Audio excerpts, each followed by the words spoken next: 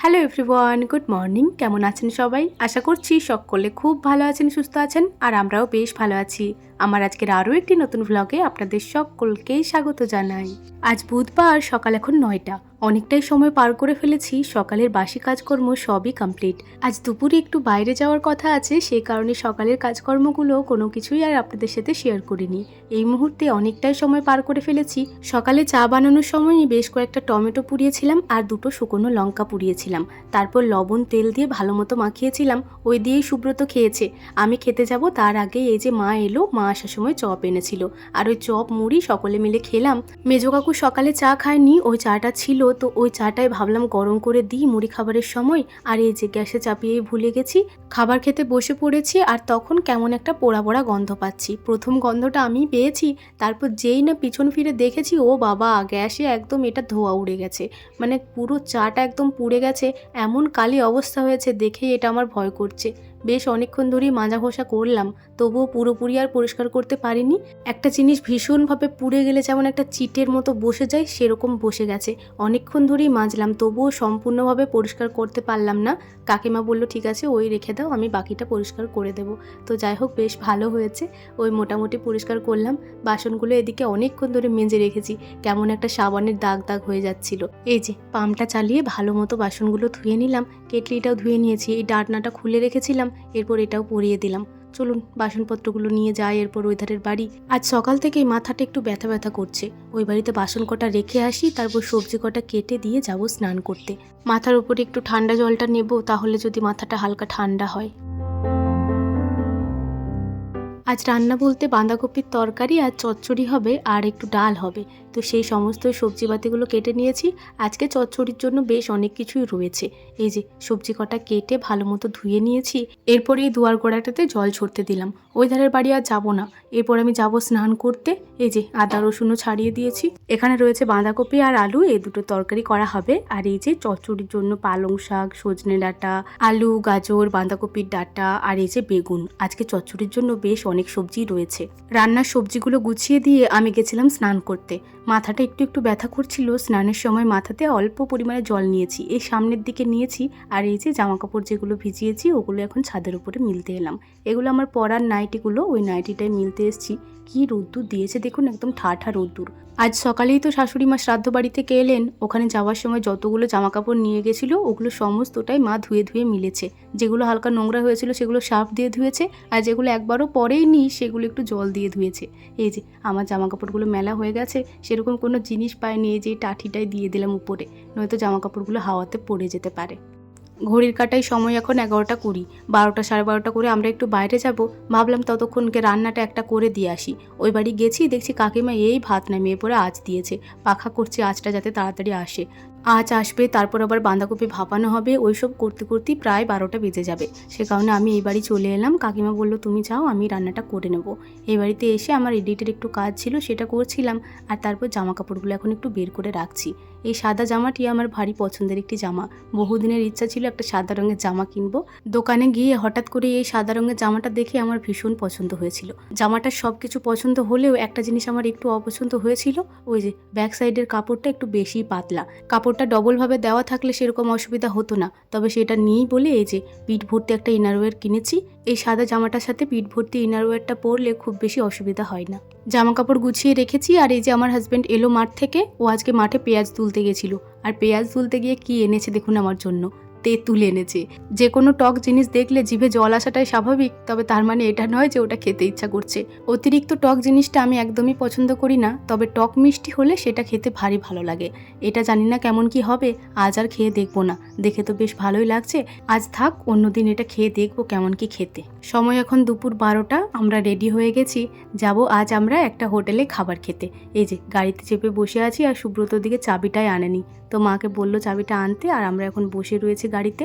এই যে কাজল পরেছি, এদিকে মনে হচ্ছে ঠিকঠাকই লাগছে চোখগুলো, তবে যেই রোদ্দুরে আসছি, এই যে চোখের পাতার শ্যাডোটা কেমনভাবে পড়ছে দেখুন, কেমন ঝাঁটার মতো দেখতে লাগছে। মা দিয়ে গেল চাবিটা, আর এই যে আমরা বেরিয়েও পড়েছি। আমরা একদম গ্রামের বাইরের রাস্তায়, ওই যে মিষ্টির দোকান। কিছুদিন আগেই দেখেছিলাম গ্রামের বাইরের রাস্তাটা মোরাম দিয়ে লেবেল করেছে, এখন আবার দেখছি এই যে পাথরগুলো ঢেলেছে। এদিকটা বোধহয় পিচ কিংবা ঢালাই যাই হোক দেওয়া হবে। কি ভালো হবে বলুন তো এরকমটা হয়ে গেলে। এই যে এদিকের পাথরগুলো গুঁড়িয়ে কি সুন্দর দেওয়া হয়েছে দেখুন। রাস্তার দুপাশের মাঠগুলিকেও দেখতে লাগছে অসম্ভব সুন্দর, আর মাঝে মাঝে কেমন জল ভর্তি করে রেখেছে দেখুন, কি অপূর্ব সুন্দরই না লাগছে। বড়জোড়ার কাছেই একটা হোটেলে যাব আজকে দুপুরের খাবার খেতে, তবে প্রথমে আমরা এলাম পখরনাই। এখানে একটা জামা এক্সচেঞ্জ করব, আর সুব্রতও বলছে একটা জামা নেবে। এই যে এলাম আমরা গ্ল্যামারে। এই দোকানটাতে ছেলেদের কালেকশন ভীষণ ভালো আছে। এখানে আবার সুব্রতর একটা বন্ধু কাজও করে, তা বেশ ভালোই হয়েছে, জিনিসপত্র বেশ ভালো মতোই দেখতে পাবো। এই যে প্রথমেই এলাম আমরা কাউন্টারে, বলছি যে একটা জামা এক্সচেঞ্জ করব, দুদিন আগেই নিয়ে গেছে। সুব্রতর যে বন্ধুটি এখানে কাজ করে ও একটু নিচের দিক করে গেছে, তো ও আসুক তারপরেই জামাটা এক্সচেঞ্জ করা হবে। কাউন্টারের এই জামাগুলি দেখতে কি ভালো লাগছে দেখুন, তবে এক্সেল নেই, এগুলো সব এল, একটু বেশিই লম্বা। এক্সেল হলে বলতাম সুব্রতকে একটা নিয়ে নিতে, আমার ভারী পছন্দ হয়েছে। চলে এসছে ওর বন্ধুটি, আমাদের দুজনকেই নিয়ে চলে এলো এই যে তিনতলার ওপরে। এখানেই জামা কাপড় দেখানো হবে, শুধু ছেলেদের বলে নয়, মেয়েদেরও জামা কাপড়ের কালেকশন রয়েছে দেখছি। আমি সেরকম ঘেটে ঘুটে দেখিনি, তবে যেগুলো বাইরে রয়েছে সেগুলো বেশ ভালো মতোই রয়েছে। এই যে এক্সচেঞ্জ পরে করবে, আগে সুব্রত দেখছে নিজের জন্য একটা জামা। এই জামাগুলো বেশ ভালোই লাগছে বলুন, কালার উঠবে না বলছে। এই যে একটা পরে দেখছে কেমন কি লাগছে, মোটামুটি ভালোই লাগছে বলুন, খারাপ লাগছে না। আরও তো অনেক কালেকশনই রয়েছে, দেখি একটু ঘাটাঘুটি করে যেটা পছন্দ হবে সেরকম একটা নেওয়া হবে। এই যে এই কালো কালারের জামাটিও ওকে বেশ ভালো লাগছে দেখুন, কালো কালারের জামা, তবে রোদ্দুরে একটু বেশি গরম হয়ে যাবে। এটা আবার বোতামটাও দেখছি লাগছে না, এটা আর নেওয়া হবে না বোধহয়। দেখি আর একটু ঘুরে ফিরে। এই যে এই জামাটি শেষমেশ পছন্দ হলো, ওর গায়ে মানিয়ে হচ্ছে বেশ ভালো। এদিকেও আবার একটা গেঞ্জিও দেখতে বলছে, গেঞ্জিটা মোটামুটি ভালোই, তবে ওই যে একটা বর্ডার দেওয়া রয়েছে ওটি আমার পছন্দ হচ্ছে না। এক কালারের গেঞ্জিগুলি ওকে বেশ মানায়, এই যেমন এক কালারের জামাটি ওকে বেশ মানিয়েছে বলুন। চলুন, ওর জন্য তো জামা কেনা হলো, এরপর কাকুর জামাটা এক্সচেঞ্জ করি, যে কাজের জন্য প্রধানত আসা। এখানে বেশ অনেকগুলি জামা বের করেছে, প্রত্যেকটি জামার প্রিন্টগুলো বেশ ভালোই লাগছে। ছোটো কাকুকে প্রত্যেকটি জামায় ভীষণ পরিমাণে মানাবে, দেখা যাক এগুলোর মধ্যেই একটা নেব। আমার তো এতগুলো জামার মধ্যে এই যে কালোটি আর এই গ্রিন কালারটি, এই দুটো জামা ভারী পছন্দ হয়েছে, নিয়েছিলাম ওই যে কালোটা, ওটা বেশ ভালোই মানাবে। চলুন এরপর কাউন্টারে বিল করেই বেরোবো, অনেকটাই দেরি করে ফেললাম এখানে। মা মেরে দেবে, মা ওদিকে দাঁড়িয়ে আছে। প্যান্ট কালেকশন খুব সুন্দর দেখেছো? প্যান্টের অনেক কালেকশন রয়েছে। বিল করার পরেই তাড়াতাড়ি বেরিয়ে পড়েছি, মা আরে ওদিকে দাঁড়িয়ে রয়েছে। আজ মা, আমি, ভাই আর সুব্রত চারজন মিলিয়ে যাবো এক জায়গায় খাবার খেতে। শাশুড়ি মাকেও বললাম যে মা আপনিও চলুন, তবে মা বলছে এই তো আমি আজকে এলাম, আজ আর যাবো না, অন্য কোনো দিন যখন ওখানে থাকবো বড়জোড়াতে তখন না হয় সকলে মিলে যাব। মায়ের এই কথাটি আমারও ভীষণ পছন্দ হলো, সত্যি একদিন সকলে মিলে আসবো আর সেদিন আরও আনন্দ করে যাব। এই যে চলে এসেছি আমরা রেস্টুরেন্টের কাছেই। ভেতরে যাওয়ার আগে এখানে দুপুরবেলা খেতে আসার কারণটা আগে জানাই। এখানে এসেছি মূলত আমার ভাইয়ের কারণেই। বহুদিন থেকেই ভাই বলছিল সুব্রতকে জামাইবাবু একদিন এসো খাবার খেয়ে যাব, তো ওর তো সময়ই হচ্ছিল না, আজকে একটু সময় হয়েছে, তো সে করতেই চলে এসেছি সকলে মিলেই। শুধু একা একা কেন, বাবা আর বাড়িতে কেউ নেই, তো মাকেও বললাম ভাইয়ের সাথে নিয়ে চলে আসতে।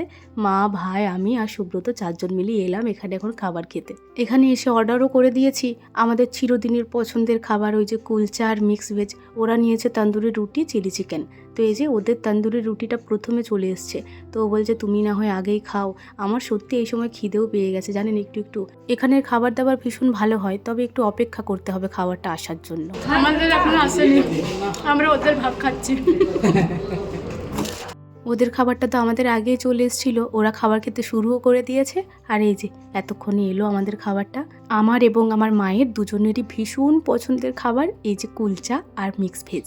বড়জোড়াতে আরও অনেক হোটেল আছে যেখানে এই সমস্ত খাবারগুলো পাওয়া যায়, তবে সেখানের খাবারগুলো আমাদের দুজনেরই কারোরই পছন্দ হয় না, কারণ খাবারটা খেতে একদমই ভালো হয় না। তবে এনার কাছের খাবার ভীষণ পরিমাণে ভালো, যে একবার খাবে সে আবার নিশ্চয়ই খেতে আসবে। সুব্রত একটুকরো মতো খেয়ে দেখলো, ও বলছে হ্যাঁ বেশ ভালোই তো খেতে। এই যে মিক্স ভেজটা চলুন এরপর একটু একটু করে নিয়ে নিই থালাতে, তারপর খাবারটা খাওয়া শুরু করি। খিদেও পেয়ে গেছে এই সময় জানেন, সে কখন সকালবেলা খেয়েছি, অল্প কটায় খেয়েছিলাম আজকে, আবার এই 1-1:30 মতো বাজে, খিদেটাও ভীষণ পরিমাণে পেয়েছে। মা ওদিকে শুধুই খাচ্ছিল দেখলাম, তো মাকেও এই যে একটু মতো মিক্স ভেজ দিয়ে দিলাম। চিলি চিকেন নিয়েছি আমরা হাফ প্লেট, ওরা হাফ প্লেট। চলুন এরপর খাবারটা খেয়ে নিই, কী ভালো লাগছে দেখুন দেখতে।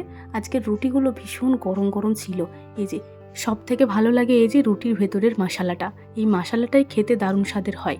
এই মশালা কুলচাটা কোনো রকম তরকারি ছাড়াই খেতে ভীষণ ভালো লাগে, আর মিক্স ভেজ দিয়ে খেলে তো আরোই অপূর্ব স্বাদের লাগে। চলুন আর বকবক করবো না, এরপর খাবারটা খাই। ভীষণ গরম গরম খাবারটা, জানেন মুখে একদম ধোয়া উঠে যাচ্ছে, খেতেও লাগছে ভীষণ ভালো। সুব্রত তো একটু খেয়েই বলছে বেশ ভালো হয়েছে, একটু একটু করে বেশ অনেকটাই ছিঁড়ে ছিঁড়ে খেয়েছে আমার প্লেট থেকে। চলুন আজ দুপুরের খাবার খেতে খেতেই আপনাদের কিছু সুন্দর সুন্দর কমেন্টের উত্তর দিয়ে ফেলি। এক বন্ধু জানতে চেয়েছে, দিদিভাই তুমি কোন অ্যাপ দিয়ে এডিটিং করো, একটা স্ক্রিনশট দাও। আমি ইনশট অ্যাপ দিয়ে এডিটিং করি, আর আমি সেটার স্ক্রিনশটও দিয়ে দিচ্ছি, আশা করি তুমি বুঝতে পেরেছো। পরের বন্ধুটি জানতে চেয়েছে, মিষ্টু তোমার কোন কাকুর মেয়ে আর তোমার ছোট কাকিমা কোথায়? মিষ্টু আমার মেজো কাকুর মেয়ে, আর আমার ছোট কাকু এখনো পর্যন্ত বিয়ে করেননি। পরের বন্ধুটি জানতে চেয়েছে যে আমি কোন কন্ডিশনার ইউজ করি। আমি ডাব কন্ডিশনার ইউজ করি, তবে সেটা রেগুলার নয়, সপ্তাহে 2বার শ্যাম্পু করলে আমি 1বার ইউজ করি, মানে সপ্তাহে একটা দিন ইউজ করি। কন্ডিশনার বেশি ব্যবহার করা ভালো নয়, আমার মনে হয় বেশি ব্যবহার করলে চুলটা একটু বেশি পাতলা হয়ে যায়, তাই যতটা সম্ভব কম ব্যবহার করা উচিত। নেক্সট বন্ধুটি ভীষণ বড় একটা কমেন্ট করেছে, মানে আমি আমার ভিডিওতে যতগুলো প্রশ্ন করি আমার বন্ধুদের উদ্দেশ্যে প্রত্যেকটা প্রশ্নের উত্তর দিয়েছে, আর এত বড় কমেন্টটা দেখে সত্যি আমি ভীষণ পরিমাণে অবাক হয়েছি।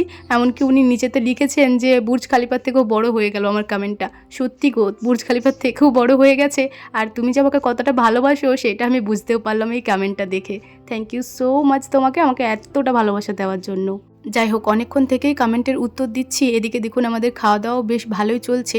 চিলি চিকেনের এই পেঁয়াজটা আমার ভীষণ ভালো লাগে খেতে, তবে এনার দোকানেই চিলি চিকেনটা হতে হবে। প্লেটে যত খাবার দাবার ছিল সব পেটের ভেতরে ঢুকে গেছে, আরও কিছু অর্ডার দিয়েছি সেটা আসতেই আসছে না। বসে বসে এখন আমরা হাতের আঙুল চাটছি। ওই যে বললাম এনার দোকানে খাবার দাবার ভীষণ ভালো, তবে জিনিসপত্র আসতে ভীষণ লেট করে। এই যে আরও হাফ প্লেট চিলি চিকেন, আর ভাই নিল 2টো তন্দুরি রুটি, আমি নিয়েছি একটা তন্দুরি রুটি।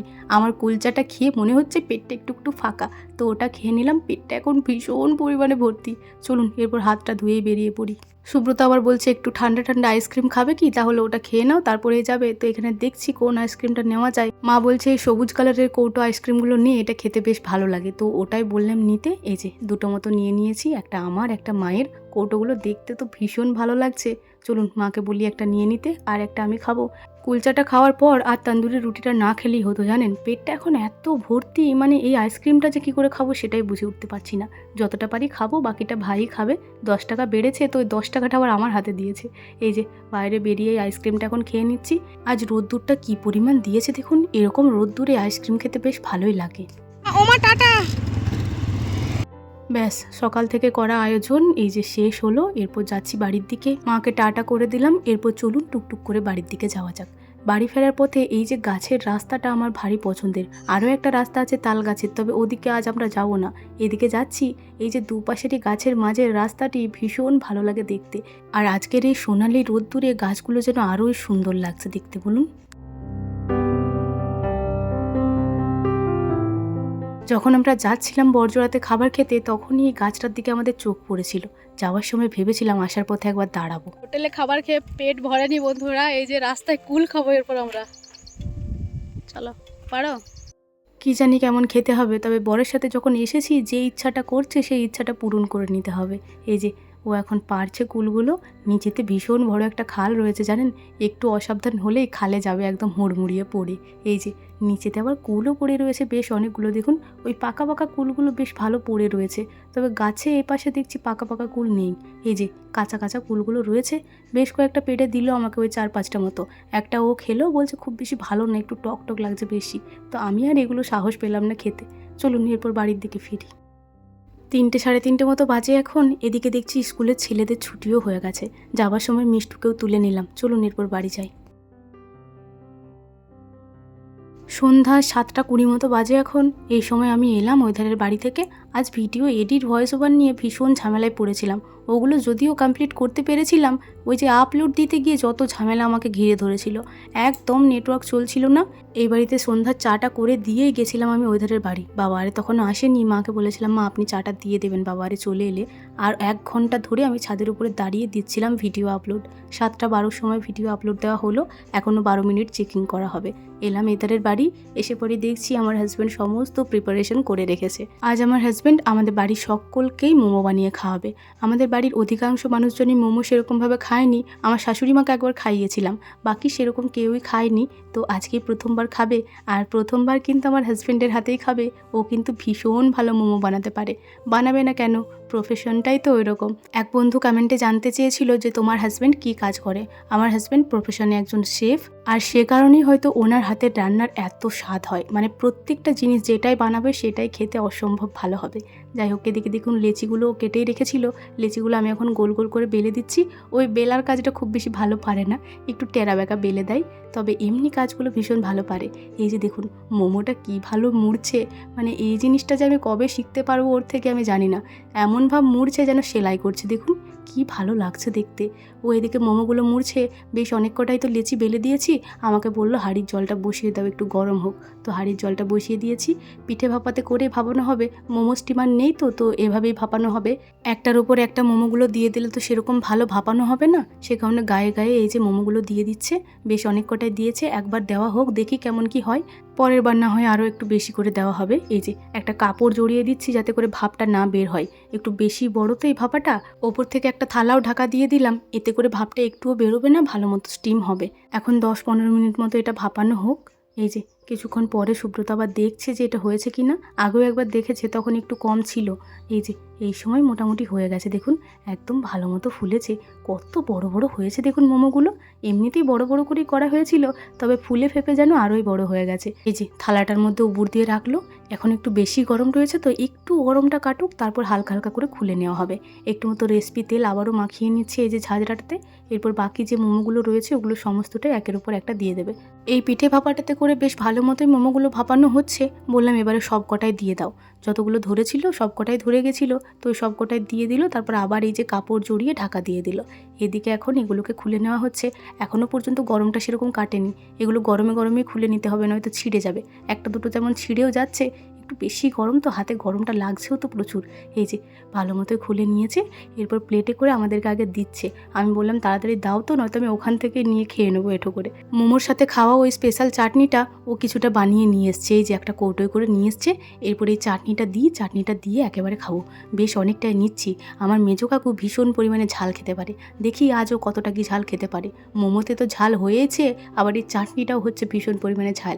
এই যে দেওয়ার সাথে সাথে টুপ টুপ করে একটা একটা করে আমরা সকলেই নিয়ে নিচ্ছি। সকলেই বসেছিলাম কখন হবে আর কখন আমরা টেস্ট করব। কি সুন্দর চিকেনটা সেদ্ধ হয়েছে দেখুন, আর চাটনিটা দিয়ে মোমোটা খেতে জাস্ট দারুণ লাগছিল। আমার হাজব্যান্ডের হাতের বানানো মোমো ভালো তো হবেই। এই যে কাকাবাবুও বেশ টুপটুপ করে নিচ্ছে, চাটনিটা ওনার ভীষণ পছন্দ হয়েছে। চলুন একবার ওনাকে জিজ্ঞাসা করি যে মোমোগুলো কেমন লাগলো। কাকু কেমন লাগছে বলো? মুখে গরম মোমো নিয়ে সেরকম কথাটা বলতেও পারছে না, ও বলছে ভালো হয়েছে। হ্যাঁ, সকলেরই কিন্তু ভীষণ ভালো লেগেছে সত্যি। এই যে মিষ্টু রানী আমাদের ভীষণ খাচ্ছে, তবে লাস্টের দিকে ওর একটু ঝাল লেগে গেছিল। এক পিসে 10 টাকা, যে যটা খেয়েছে সে তত টাকা দিল। আর ভালো যদি না হয়? ভালো না হলে পয়সা ফেরত। ভালো হয়নি, পয়সা ফেরত দিল। দাও পয়সা ফেরত দাও। পয়সা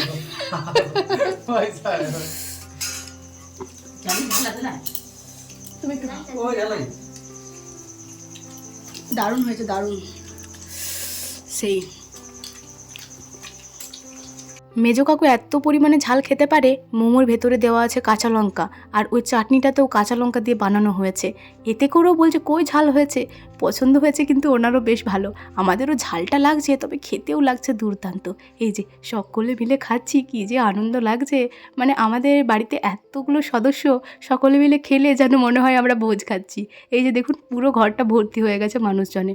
এখনো পর্যন্ত 2 জন তবু বাইরেই রয়েছে। ছোটো কাকু বাইরে বারান্দায় দাঁড়িয়ে দাঁড়িয়ে খাচ্ছে, আর ঠাকুমা খাবে না, কারণ ঠাকুমা তো চিকেন খায় না, সে কারণে ঠাকুমা মোমোটা খাবে না। তিনি বানিয়েছে এই মোমোগুলো, তিনিই কিন্তু বেশি খায়নি, ওই 2টো মতো খাইয়ে দিয়েছি, ওইটুকুই খেয়েছিল।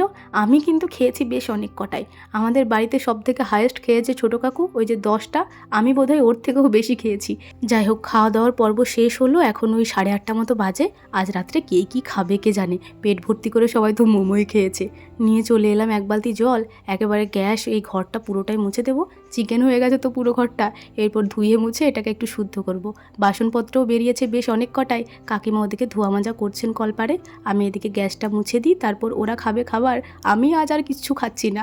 এতগুলো মোমো খেয়ে আমি আবার যদি খাবার খেতে যাই আমার পেট তাহলে ফেটেই যাবে। এই মেঝেটাতে বসে বসেই তো সুব্রত ময়দাটা মেখেছিল, আর ওই ময়দার টুকরোগুলো একটু একটু করে পড়েছে, এখানটা একদম চিটে চিটে গেছে। ওগুলো সবটাই নখে করে তুলে তুলে ভালো করে পরিষ্কার করছি, একটুও থাকলে এঁঠোটা সেই রয়েই যাবে। যাই হোক, আজকের ভিডিওতে বেশ অনেক কিছু শেয়ার করা হলো। আজ আর সেরকম কোনো কিছু নিয়ে শেয়ার করার মতো। চলুন আজকের ভিডিওটা তাহলে ঘর ধোয়া মোছা করতে করতেই শেষ করছি। ভিডিওটি কেমন লাগলো অবশ্যই কমেন্টে জানাবেন, ভালো লাগলে একটি লাইক করে দেবেন এবং সাবস্ক্রাইব করে আমার ছোট্ট চ্যানেলটির পাশে থাকবেন। সবাই ভালো থাকবেন, সুস্থ থাকবেন, সাবধানে থাকবেন। দেখা হবে খুব শীঘ্রই পরের কোনো একটি ভ্লগে। ততক্ষণের জন্য সবাই ভালো থাকুন, সুস্থ থাকুন, সাবধানে থাকুন আর সকলের পরিবারকে নিয়ে ভালো থাকুন। আজকের মতো টাটা।